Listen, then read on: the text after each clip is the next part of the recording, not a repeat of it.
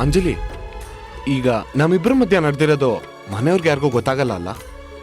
ಅಂದ್ರೆ ಅಂದ್ರೆ ಮನೆಯವ್ರು ಎಲ್ರ ಮುಂದೆ ನಾವಿಬ್ರು ಈಗಲೂ ಗಂಡ ಹೆಂಡತಿಯಾಗೆ ನಡ್ಕೋಬೇಕಲ್ವಾ? ಹೌದು, ಹೊರಗಿನ ಪ್ರಪಂಚಕ್ಕೆ ಮಾತ್ರ ನಾವಿಬ್ರು ಗಂಡ ಹೆಂಡತಿ, ಒಳಗೆ ಬೇರೆ ಬೇರೆ. ಅಂಜು, ಇನ್ನೊಂದು ಪೂರಿ ಹಾಕು.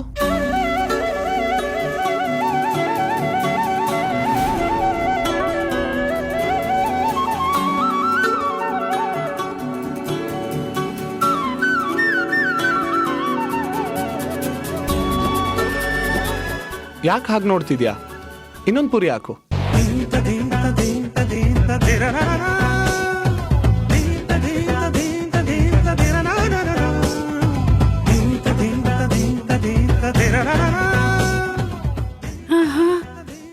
ಒಂದೇ ರಾತ್ರಿಲಿ ಇಷ್ಟೊಂದು ಬದಲಾವಣೆನಾ? ಈ ಬದಲಾವಣೆ ನಮ್ಮಳ್ಳಿ ಅಂದ್ರಲ್ಲಿ ಇಲ್ವಲ್ಲ, ಯಾಕೆ?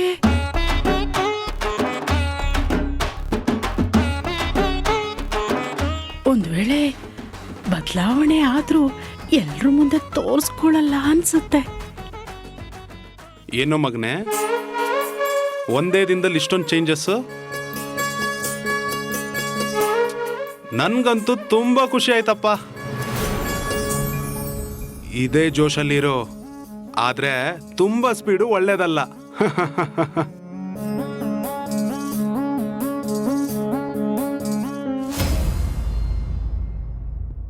ಯಾಕೆ ವೇದ ಹಾಗೆ ನೋಡ್ತಾ ಇದೀಯಾ?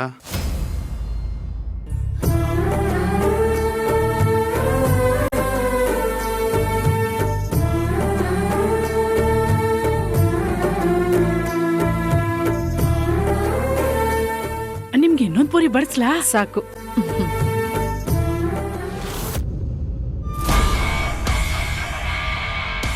ವಸು, ಹಾಂ ಅದಕ್ಕೆ AR ಗ್ರೂಪ್ ಪ್ರಾಜೆಕ್ಟ್ ಇದೆಯಲ್ಲ, ಹಾಂ,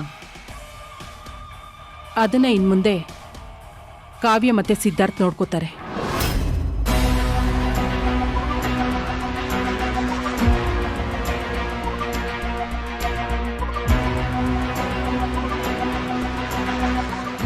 ಅದಕ್ಕೆ ಸಂಬಂಧಪಟ್ಟ ಹಾಗೆ ನೀನು ಸ್ವಲ್ಪ ಗೈಡ್ ಮಾಡು.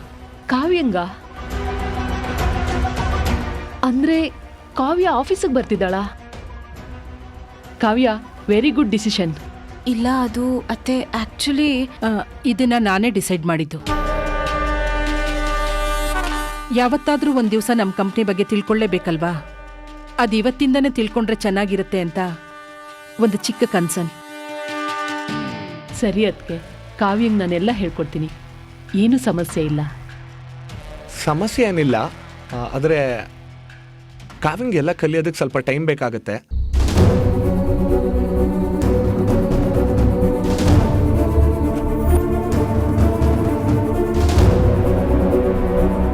ಅಂಜುಗೆ ಹೇಗಿದ್ರು ಎಕ್ಸ್ಪೀರಿಯನ್ಸ್ ಇದೆ. ಕಾವ್ಯಂಗೆ ಕಲಿಯೋಕ್ಕೆ ಸ್ವಲ್ಪ ಟೈಮ್ ಆಗುತ್ತೆ. ಅಂಜು ಅವಳ ಜೊತೆ ಹೋದರೆ ಹೆಲ್ಪ್ ಆಗಲ್ವಾ?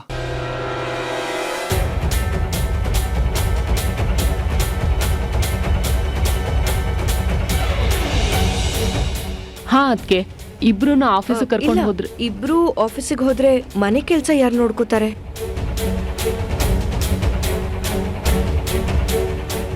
ಕಾವ್ಯ ಒಬ್ಳೆ ಆಫೀಸಿಗೆ ಹೋಗ್ಲಿ, ನಾನು ಮನೆ ನೋಡ್ಕೋತೀನಿ. ಕಾವ್ಯನೂ ಆಫೀಸ್ ಬಗ್ಗೆ ಎಲ್ಲ ತಿಳ್ಕೊಳ್ಳಿ. ಹಾ, ಕರೆಕ್ಟ್. ಸರಿ ಸಿದ್ಧಾರ್ಥ್, ನೀನು ಇವತ್ತೇ ಕಾವ್ಯನ ಆಫೀಸಿಗೆ ಕರ್ಕೊಂಡು ಹೋಗಿ ಎಲ್ರಿಗೂ ಇಂಟ್ರೊಡ್ಯೂಸ್ ಮಾಡು. ಸರಿ ಅಮ್ಮ. ಕಾವ್ಯ, ನೀನು ಬೇಗ ತಿಂದು ಹೋಗಿ ರೆಡಿಯಾಗು. ನೀನು ಸಿದ್ಧಾರ್ಥ್ ಇಬ್ರು ಒಟ್ಟಿಗೆ ಆಫೀಸ್ಗೆ ಹೋಗ್ಬಿಟ್ಟು ಬನ್ನಿ. ಸಿದ್ಧಾರ್ಥ್ ನಿನ್ನ ಜೊತೆಲೇ ಇರ್ತಾನೆ. ಏನಾದರೂ ಡೌಟ್ಸ್ ಇದ್ರೆ ನೀನು ಅವನ್ನ ಕೇಳ್ಬೋದು. ಕಾವ್ಯ, ಮೇಲ್ಗಡೆ ನನ್ನ ಲ್ಯಾಪ್ಟಾಪ್ ಇದೆ, ಜೊತೆಗೆ ಒಂದಷ್ಟು ಫೈಲ್ಸ್ ಇದೆ, ತಗೊಂಬರ್ತೀಯಾ?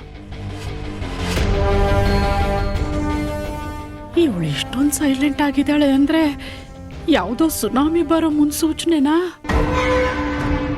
ಇಷ್ಟೆಲ್ಲ ಹೇಳಿದ್ಮೇಲೂ ನಾನು ಹೋಗಲ್ಲ ಅಂತ ಮಾತ್ರ ಹೇಳ್ಬೇಡ್ವೇ ಕಾವ್ಯ? ಪ್ಲೀಸ್ ಕಣೆ, ಸ್ವಲ್ಪ ಯೋಚನೆ ಮಾಡೆ. ದೇವ್ರೆ, ಒಳ್ಳೆ ಬುದ್ಧಿ ಕೊಡಪ್ಪ ನನ್ನ ಮಗಳಿಗೆ. ಅಯ್ಯ ಕೂತ್ಕೊಳ್ಳೆ, ತಿನ್ಬಿಟ್ಟು ಹೋಗು. ಇಲ್ಲಮ್ಮ, ನನ್ಗೆ ಯಾಕೋ ಹೊಟ್ಟೆ ಹಸುವಿಲ್ಲ.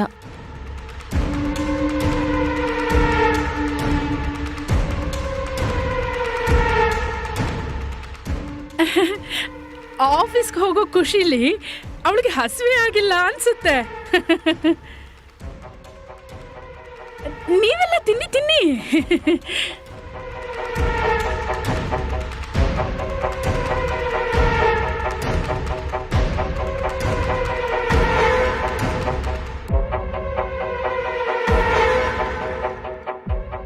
ಕಾವ್ಯ, ಕಾವ್ಯ,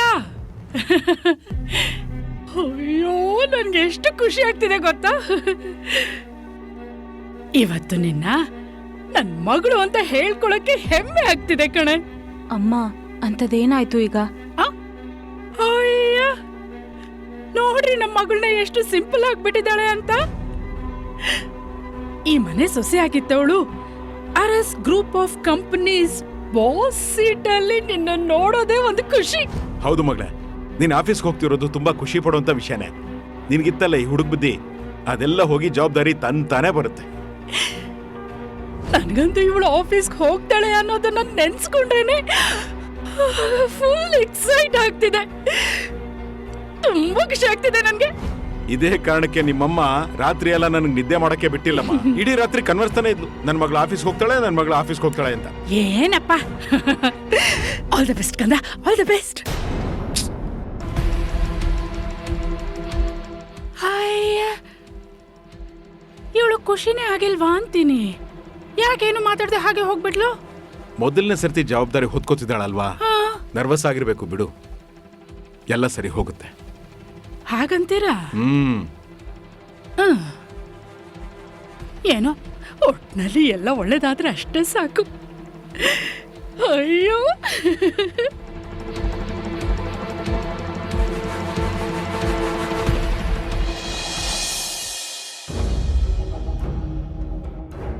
ಬಸ್ಸು, ಈ ಕಾವ್ಯ ಆಫೀಸಿಗೆ ಬಂದು ಏನು ಮಾಡ್ತಾಳೋ ನನಗಂತೂ ಅರ್ಥ ಆಗ್ತಿಲ್ಲ. ಅಮ್ಮ ನೋಡಿದ್ರೆ ಅವಳೇ ಬರಬೇಕು ಅಂತ ಬೇರೆ ಹೇಳ್ತಿದ್ದಾರೆ. ಬಸ್ಸು, ಕಾವ್ಯನ ಬದಲು ಅಂಜಲಿ ಆಫೀಸ್ಗೆ ಹೋದ್ರೆ ಸರಿ ಇರುತ್ತೆ. ನಿನಗೂ ಹಾಗೆ ಅನ್ನಿಸ್ತಿಲ್ವಾ? ಕಾವ್ಯ ಆಫೀಸಿಗೆ ಬರೋದು LKG ಮಗುನ ಇಂಜಿನಿಯರಿಂಗ್ ಎಕ್ಸಾಮ್ ಬರಿ ಅನ್ನೋ ಹಾಗಿದೆ. ನನಗೂ ಫಸ್ಟ್ ಟೈಮ್ ವಿಷಯ ಕೇಳಿದಾಗ ತುಂಬ ಶಾಕ್ ಆಯಿತು. ಅದಕ್ಕೆ ಯಾಕಿಂತ ನಿರ್ಧಾರ ಮಾಡ್ತಿದ್ದಾರೆ ಅಂತ ನನಗಂತೂ ಅರ್ಥ ಆಗ್ತಿಲ್ಲ. ಅಂಜಲಿನ ಅವಾಯ್ಡ್ ಮಾಡೋಕ್ಕೇನಾದ್ರೂ ಈ ಥರ ಮಾಡ್ತಿದ್ದಾರಾ? ಒಂದು ಐಡಿಯಾ. ಬಸ್ಸು, ನೀನು ಕಾವ್ಯನ ಜೊತೆ ಅಂಜಲಿನೂ ಕರ್ಕೊಂಡೋಗು. ಅಮ್ಮಂಗೆ ಹೇಳು ಅಷ್ಟೇ. ಅಂಜಲಿಗಾದ್ರೆ ಎಲ್ಲ ಗೊತ್ತು. ಇನ್ಫ್ಯಾಕ್ಟ್ ನಮ್ಮೆಲ್ಲರಿಗಿಂತ ಜಾಸ್ತಿನೇ ಗೊತ್ತು. ನೀವೇ ನೋಡಿದಿರಲ್ಲ ಅಂತ ಅಮ್ಮಂಗೆ ಹೇಳು. ಕಾವ್ಯ ಈ ವಿಷಯಕ್ಕೆ ಆಲ್ರೆಡಿ ಮನೆ ಬಿಟ್ಟು ಹೋಗಿ ಒಂದು ದೊಡ್ಡ ರಂಪಾನೆ ಮಾಡಿದಾಳೆ. ಆದ್ರೆ ಈಗ ಅಮ್ಮ ಅದನ್ನು ಹೇಳಿದ್ಮೇಲೆ ಅವಳದನ್ನು ಹೇಗೆ ಒಪ್ಕೊಂಡ್ಲು ಅಂತ ಗೊತ್ತಾಗ್ತಿಲ್ಲ. ಅವಳು ಒಪ್ಕೊಂಡು ಹೋಗ್ತಿರೋದು ಅಮ್ಮನ ಬಲವಂತಕ್ಕೆ ಅನ್ಸುತ್ತೆ ವಸು. ಅವಳಿಗೆ ಖಂಡಿತ ಇದು ಯಾವುದ್ರಲ್ಲೂ ಇಂಟ್ರೆಸ್ಟ್ ಇಲ್ಲ. ಸುಮ್ಮನೆ ಅವಳನ್ನ ಒತ್ತಾಯ ಮಾಡಿ ಕರ್ಕೊಂಡೋಗಿ ಹಿಂಸೆ ಕೊಡೋ ಬದಲು ಅಂಜಲಿನ ಕರ್ಕೊಂಡು ಹೋದ್ರೆ ಕಡೆ ಪಕ್ಷ ಬಿಸ್ನೆಸ್ಗಾದ್ರೂ ಹೆಲ್ಪ್ ಆಗುತ್ತೆ. ವಸು ಪ್ಲೀಸ್ ವಸು, ನೀನೇ ಹೇಗಾದ್ರೂ ಮಾತಾಡಿ ಅಮ್ಮನ್ ಕನ್ವಿನ್ಸ್ ಮಾಡ್ಬಿಡು. Please please. ನಾನು ಒಂದು ಮಾತು ಹೇಳಿ ಪ್ರಯತ್ನ ಮಾಡ್ತೀನಿ. ಸರಿ ಬಾ.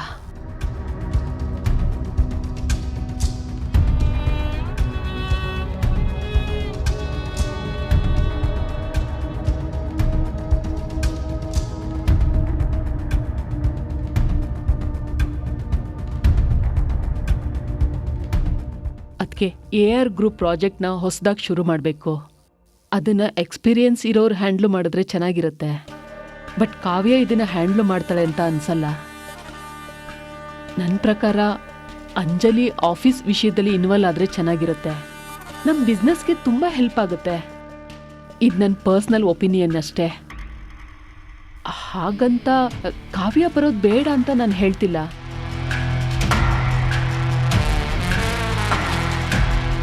ಅದಕ್ಕೆ ಇನ್ನೊಂದ್ಸಲ ಯೋಚನೆ ಮಾಡಿ ಅಂಜಲಿ ಕಾವ್ಯ ಇಬ್ಬರು ಆಫೀಸಿಗೆ ಬಂದರೆ ಚೆನ್ನಾಗಿರುತ್ತೆ. ವಸು, ಇಬ್ರು ಅಲ್ಲಿಗೆ ಬಂದ್ಬಿಟ್ರೆ ಮನೆ ನೋಡ್ಕೊಳ್ಳೋರು ಯಾರು?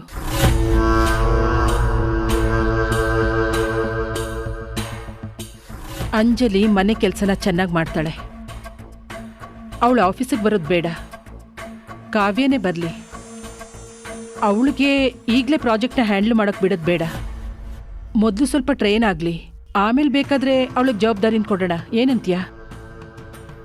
ಆದ್ರೆ ಅಂಜಲಿ ಬಸ್ಸು, ನಾನೇನಾದರೂ ಯೋಚನೆ ಮಾಡಿದ್ರೆ ಅದು ಸರಿಯಾಗೇ ಇರುತ್ತೆ ಅಂತ ನೀನು ನಂಬ್ತೀಯ ಅಲ್ವಾ?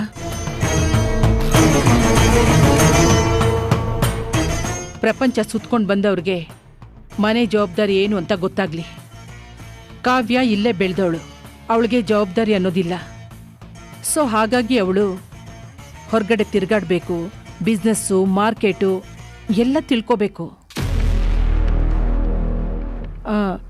ಕಾವ್ಯ ಆಲ್ರೆಡಿ ಮೆಂಟಲಿ ಪ್ರಿಪೇರ್ ಆಗಿದ್ದಾಳೆ. ಈಗ ಈ ಡಿಸ್ಕಷನ್ ಬೇಡ.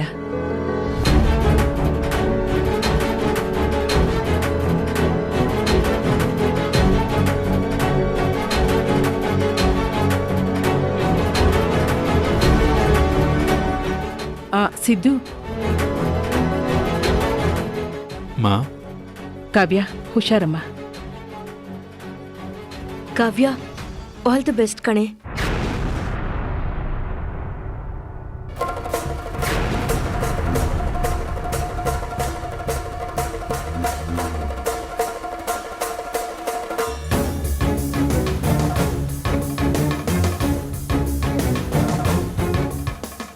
ಕಾವ್ಯ, ಇದೇನ್ ಮಾಡ್ತಿದ್ಯಾ ನೀನು?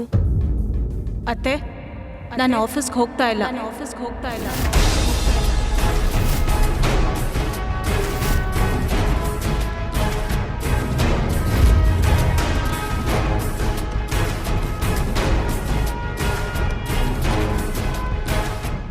ಅಂಜು ಹೋಗ್ತಾಳೆ.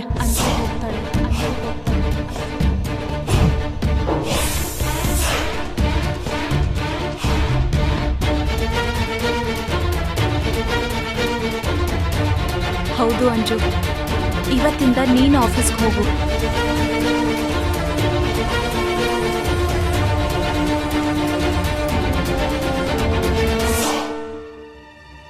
ಹೇ ಕಾವ್ಯ, ಇಷ್ಟೊತ್ತು ಸರಿಯಾಗಿದೆಯಲ್ಲೇ? ಏನೇ ಆಯ್ತು ನಿನ್ಗೆ? ಏನೂ ಆಗೋದು ಬೇಡ ಅಂತಾನೆ ಈ ನಿರ್ಧಾರ ತಗೊಂಡಿದ್ದೀನಮ್ಮ.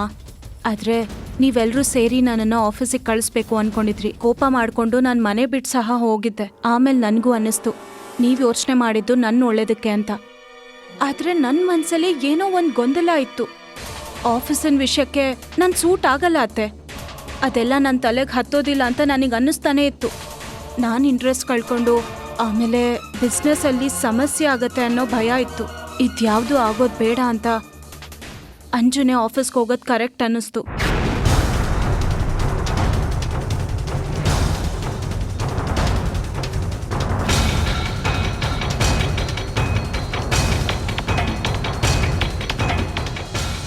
ದಯವಿಟ್ಟು ಯಾರೂ ಬೇಜಾರಾಗಬೇಡಿ, ಮತ್ತೆ ಕೋಪನೂ ಮಾಡ್ಕೋಬೇಡಿ. ಅಂಜುನೇ ಆಫೀಸ್ಗೆ ಹೋಗಲಿ. ನಾನು ಅತ್ತೆ ಜೊತೆ ಮನೇಲಿದ್ದು ಮನೆ ಜವಾಬ್ದಾರಿ ನೋಡ್ಕೋತೀನಿ. ಹಾಗಾದ್ರೆ ನನ್ನ ಮಾತಿಗೆ ಬೆಲೆನೇ ಇಲ್ವಾ? ನಿನ್ನಷ್ಟಕ್ಕೆ ನೀನು ಏನು ಬೇಕಾದ್ರೂ ನಿರ್ಧಾರ ತಗೊಬೋದು ಅನ್ಕೊಂಡ್ಬಿಟ್ಟಿದ್ಯಾ? ಅತ್ತೆ, ನೀವು ನಮ್ಮ ಅಮ್ಮನ ಹಾಗೇನೆ. ನಿಮ್ಮ ಮಾತಿಗೆ ಬೆಲೆ ಕೊಡ್ದೇನೆ ಈ ನಿರ್ಧಾರ ತಗೊಳ್ಳಿಲ್ಲ. ನನ್ನ ಕೆಪಾಸಿಟಿ ಏನು ಅಂತ ನಿಮ್ಗಿಂತ ಚೆನ್ನಾಗಿ ನನಗೆ ಗೊತ್ತಿರುತ್ತಲ್ವಾ? ಬಲವಂತದಿಂದ ಕಾಯಿ ಹಣ್ಣಾಗಲ್ಲ ಅತ್ತೆ. ಇದೆಲ್ಲ ನನ್ನಿಂದ ಆಗದೆ ಇರೋದು. ನನ್ನಿಷ್ಟಗಳೇ ಬೇರೆ. ನಮ್ಗೇನಿಷ್ಟನೋ ಅದನ್ನೇ ಮಾಡ್ಬೇಕಲ್ವಾ? ಅಯ್ಯೋ, ತಲೆ ಕೆಟ್ಟಿದ್ಯೇನೆ ನಿನ್ಗೆ? ಸುಮ್ಮನೆ ಈ ಹುಚ್ಚಾಟನೆಲ್ಲ ಬಿಟ್ಟು ನಿಮ್ಮ ಅತ್ತೆ ಹೇಳ್ದ ಕೇಳೆ.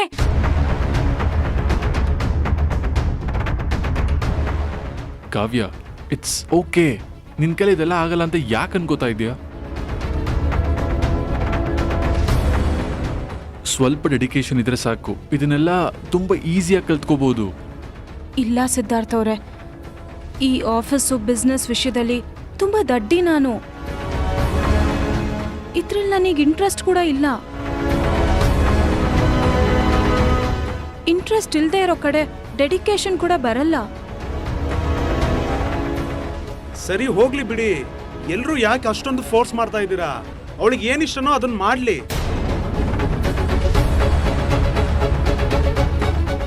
ಥ್ಯಾಂಕ್ಸ್ ಮಾವ. ಕಾವ್ಯ, ನೀನು ಆಫೀಸ್ಗೆ ಹೋಗ್ತೀಯಾ? ನೀನು ಆಫೀಸ್ಗೆ ಹೋಗೋದು ಬೇಡ ಅಂತ ಯಾರೇ ಅಂದ್ರು ನಾನು ಒಪ್ಪಲ್ಲ. ಯಾವುದೇ ಕಾರಣಕ್ಕೂ ನಾನು ಆಫೀಸ್ಗೆ ಹೋಗೋದಿಲ್ಲ. ನೀನು ಹೋಗ್ಬೇಕು. ಅತ್ತೆ ಅಂಜು, ನೀನು ಹೀಗೆ ಹೇಳ್ತಿದ್ಯಾ? ನೀನೇ ತಾನೆ ಮನ್ಸಿಗೆ ಇಷ್ಟ ಇಲ್ದೇ ಇರೋದನ್ನ ಮಾಡಬಾರ್ದು ಅಂತ ಹೇಳಿದ್ದು.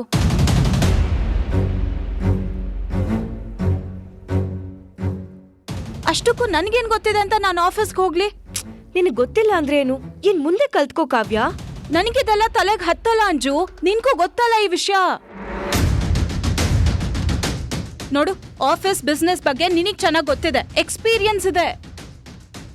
ನೀನೇ ಹೋದ್ರೆ ಅವ್ರಿಗೆ ನಿಜವಾಗ್ಲೂ ಸಹಾಯ ಆಗತ್ತೆ.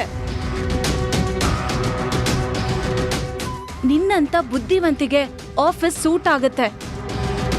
ಆದ್ರೆ ನನ್ನಂತವಳ್ಗಲ್ಲ ಅಂಜು. ಎಲ್ರೂ ಮನುಷ್ಯರೇ ಕಾವ್ಯ. ಬುದ್ಧಿವಂತರು ದಡ್ರು ಅಂತ ಏನೂ ಇಲ್ಲ. ಮನ್ಸಿಟ್ಕೊಂಡ್ ಕಲ್ತ್ರೆ ಎಲ್ಲ ಕಲಿಬೋದು. ನಿನಗಿದೆಲ್ಲ ಕಲಿಯಕ್ಕೆ ಕಷ್ಟ ಅನ್ನಿಸ್ಬೋದು, ಆದ್ರೆ ಒಂದ್ಸಲ ಕಲಿತ್ಮೇಲೆ ಇಷ್ಟೇನಾ ಅನ್ಸುತ್ತೆ. ಹೌದು ಕಾವ್ಯ ಮಗಳೇ, ಕಲಿಯೋವರೆಗೂ ಬ್ರಹ್ಮವಿದ್ಯೆ, ಕಲ್ತ ಮೇಲೆ ಕೋತಿ ವಿದ್ಯೆ ಅನ್ನೋ ಗಾದೆನೇ ಇದೆಯಲ್ಲಮ್ಮ. ಇರ್ಬೋದು ಅಪ್ಪ, ಆದ್ರೆ ಈಗ ನಾನ್ ಹೊಸ್ದಾಗ್ ಕಲ್ತು ಕೆಲ್ಸ ಮಾಡೋದು ಆಗ್ದೇ ಇರೋಂತ ಮಾತು. ಅಂಜು, ನಿನಗ್ ಆಲ್ರೆಡಿ ಕೆಲ್ಸ ಗೊತ್ತಿದೆ, ಈಗ ಇನ್ನೂ ಕಲ್ತ್ಕೋ. ನೀನೊಬ್ಳು ಕಲ್ತ್ರೆ ಸಾಕು. ನಾನು ಕಲ್ತಾಗಂಜು. ಕಾವ್ಯ, ಹಾಗೆ ಹೇಳ್ಬೇಡ ಕಾವ್ಯ. ನಾನೊಬ್ಳು ಕಲ್ತ್ರೆ ನೀನು ಕಲ್ತಾಗ ಹೇಗಾಗುತ್ತೆ? ಯಾಕಾಗಲ್ಲ ಅಂಜು? ನಾವಿಬ್ರು ಒಂದೇ ತಾನೆ. ನಮ್ಮಿಬ್ರಲ್ಲಿ ಯಾರ್ ಕಲ್ತ್ರು ಒಂದೇನೆ. ಇವಳಿಗೆ ಹೀಗೆ ಹೇಳಿದ್ರೆ ಅರ್ಥ ಆಗಲ್ಲ. ಇಲ್ಲ ಕಾವ್ಯ, ನಾವಿಬ್ರು ಒಂದೇ ಅಲ್ಲ. ನಾನೇ ಬೇರೆ, ನೀನೇ ಬೇರೆ.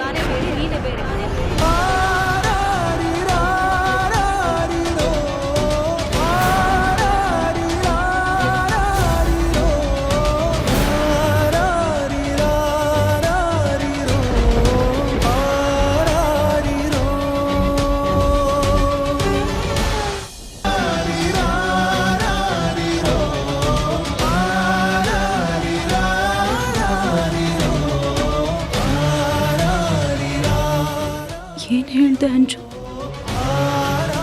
ನಾನ್ ಬೇರೆ, ನೀನ್ ಬೇರೆನಾ? ನಾನ್ ಕಲ್ತ್ರೆ ನೀನ್ ಕಲ್ತಾಗ ಆಗಲ್ಲ ಅಂತ ಹೇಳ್ದೆ ಅಷ್ಟೇ ಕಾವ್ಯ. ಅಷ್ಟೇನಾ ಅಂಜು? ನಿಜವಾಗ್ಲು ನೀನ ಈ ಮಾತನಾಡ್ತಿರೋದು? ನಿನ್ ಬಾಯಿಂದನ ನಾನು ಈ ರೀತಿ ಮಾತು ಕೇಳಿದ್ದು? ಕಾವ್ಯ, ಅದು ಕಾವ್ಯ, ಕಾವ್ಯ.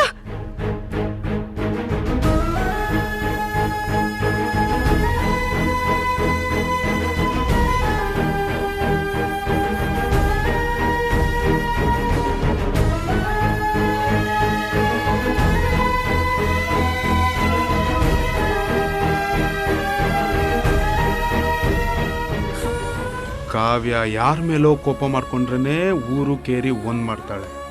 ಇನ್ನು ಅಂಜಲಿ ಮೇಲೆ ಕೋಪ ಮಾಡ್ಕೊಂಡು ಹೀಗೆ ಹತ್ಕೊಂಡು ಹೋಗಿದ್ದಾಳಂದ್ರೆ ಈ ಮನೆಯಲ್ಲಿರೋ ದಿಕ್ಕು ಬದಲಾದ್ರೂ ಆಶ್ಚರ್ಯ ಇಲ್ಲ.